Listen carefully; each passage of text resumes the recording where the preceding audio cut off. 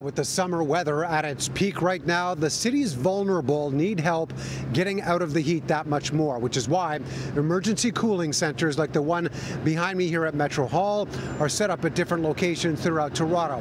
When it comes to those living on the streets, though, who claim they have nowhere else to go, those speaking up on their behalf say there isn't much more being offered. As soon as a heat warning hits, emergency cooling center doors are open to come and enjoy some AC, even a bottle of water.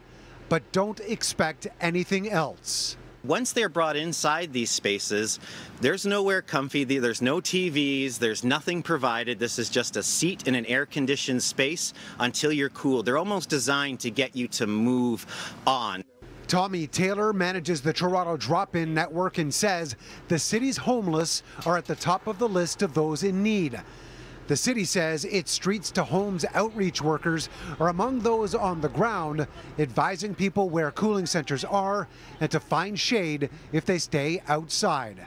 The Streets to Homes workers will work with people outside to bring them inside, but there's never been any offers of housing made, no sort of housing connections as part of this emergency service.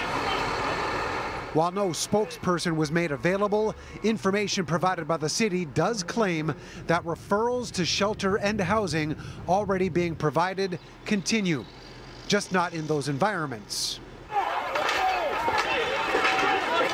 Tensions are, of course, high in the city right now, with multiple homeless encampments in parks recently being cleared out, involving police using aggressive tactics.